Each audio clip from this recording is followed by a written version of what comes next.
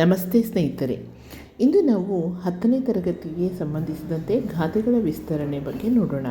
ಇಲ್ಲಿ 5 ವರ್ಷದ ಪ್ರಶ್ನೆ ಪತ್ರಿಕೆಗಳನ್ನು ನೋಡ್ಬೋದು. 5 ವರ್ಷದ ಪ್ರಶ್ನೆ ಪತ್ರಿಕೆಯಲ್ಲಿರ್ತಕ್ಕಂತಹ 9 ಗಾದೆಗಳನ್ನು ನಾನು ನಿಮಗೆ ಇಲ್ಲಿ ಪರಿಚಯ ಮಾಡಿಕೊಡ್ತಾ ಇದ್ದೀನಿ. ಈ ವಿಡಿಯೋದಲ್ಲಿ ನಿಮಗೆ 2 ಗಾದೆಗಳ ಪರಿಚಯವನ್ನು ಮಾಡಿಕೊಟ್ಟಿದ್ದೀನಿ.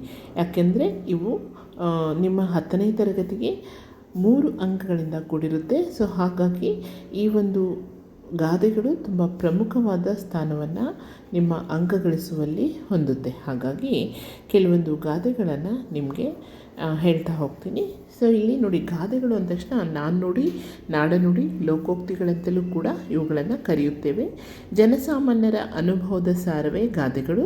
ಸರಳವಾಗಿ, ಸಂಕ್ಷಿಪ್ತವಾಗಿ, ಪ್ರಾಸಬದ್ಧವಾಗಿರುವ ಗಾದೆಗಳು ಜನರ ಮನದಲ್ಲಿ ಶಾಶ್ವತವಾಗಿ ಉಳಿದಿವೆ. ಗಾದೆಗಳು ಮೇಲ್ನೋಟಕ್ಕೆ ಒಂದು ಅರ್ಥ ತೋರಿದರೆ ಒಳಾರ್ಥವೇ ಬೇರೆ ಆಗಿರುತ್ತದೆ ಮತ್ತು ಸಂತೋಷ ಕೂಡ ಕೊಡುತ್ತದೆ. ಗಾದೆಗಳನ್ನು ವೇದಕ್ಕೆ ಹೋಲಿಸಿದೆ. ವೇದ ಸುಳ್ಳಾದರೂ ಗಾದೆ ಸುಳ್ಳಾಗದು ಎಂಬ ನುಡಿಯಂತೆ ಅನೇಕ ಗಾದೆಗಳ ಪ್ರಯೋಗಗಳು ಉಪನ್ಯಾಸಗಳಲ್ಲಿ, ಮಾತುಗಳಲ್ಲಿ ಕಂಡುಬರುತ್ತೆ.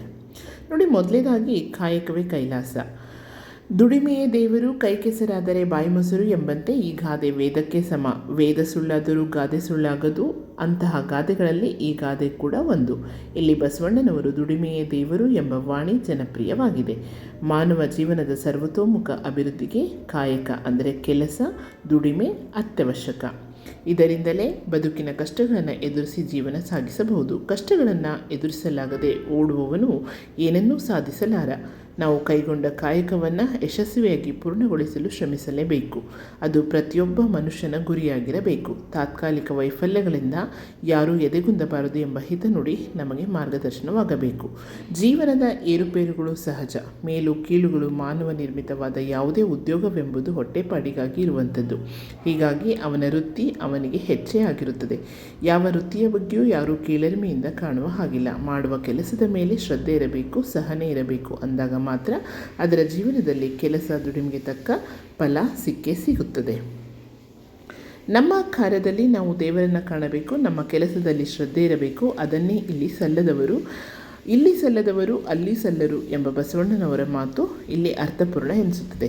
ದೇಶದ ಸರ್ವತೋಮುಖ ಪ್ರಗತಿ ಪ್ರತಿಯೊಬ್ಬ ವ್ಯಕ್ತಿಯ ದುಡಿಮೆಯ ಶಕ್ತಿಯನ್ನೇ ಅವಲಂಬಿಸಿರುತ್ತದೆ.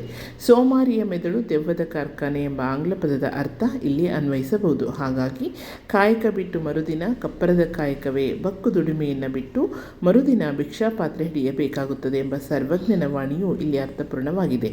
ಹೀಗೆ ಕಾಯಕವೇ ಕೈಲಾಸ ಎಂಬ ಗಾದೆ ಮಾತು ಬದುಕಿಗೆ ದುಡಿಮೆಯ ಮಹತ್ವವನ್ನು ತಿಳಿಸುತ್ತದೆ. ನಂತರದ ಗಾದೆ ನೋಡಿ, ಬೆಳೆಯುವ ಸಿರಿ ಮೊಳಕೆಯಲ್ಲಿ. ಸೊ ಈ ಗಾದೆಯನ್ನು ನಿಮಗೆ ಇಲ್ಲಿ ನಾನು ಹೇಳೋಕ್ಕೋಗೋದಿಲ್ಲ. ಸೊ ನಿಮಗೆ ಅನುಕೂಲ ತಕ್ಕ ಹಾಗೆ ನೀವು ಈ ಗಾದೆ ಮಾತನ್ನು ಬಳಸ್ಕೊಳ್ಳಿ. ನಿಮ್ಮ ಪರೀಕ್ಷೆಗೆ ನಿಮಗೆ ಸಹಾಯಕವಾಗಲಿ. ಈ ವಿಡಿಯೋದಲ್ಲಿ ನಾನು ನಿಮಗೆ 2 ಗಾದೆ ಮಾತುಗಳನ್ನು ತಿಳಿಸಿದ್ದೀನಿ. ಮುಂದಿನ ವಿಡಿಯೋದಲ್ಲಿ ಮತ್ತೆ ನಿಮಗೆ ಮುಂದಿನ ಒಂದು ಗಾದೆ ಮಾತುಗಳನ್ನು ವಿವರಿಸಿ ಹೇಳ್ತೀನಿ ಸ್ನೇಹಿತರೆ. ಹಾಗೆ ನಿಮಗೆಲ್ಲ ಈ ವಿಡಿಯೋ ಇಷ್ಟ ಆಗಿದ್ದರೆ ಖಂಡಿತ ಸಬ್ಸ್ಕ್ರೈಬ್ ಮಾಡಿ, ಲೈಕ್ ಮಾಡಿ, ಶೇರ್ ಮಾಡಿ. ಮತ್ತು ನಿಮಗೆ ಮುಂದಿನ ವಿಡಿಯೋದಲ್ಲಿ ಅನೇಕ ಮಾಹಿತಿಗಳನ್ನು ತಗೊಂಡು ಬರ್ತೀನಿ. ಈ ರೀತಿಯಾಗಿ ನಿಮಗೆ ಗಾದೆಗಳ ವಿಸ್ತರಣೆ ಅಥವಾ ಗಾದೆಗಳ ಬರೆಯುವ ಕ್ರಮವನ್ನು ನಾನು ತಿಳಿಸ್ಕೊಟ್ಟಿದ್ದೀನಿ.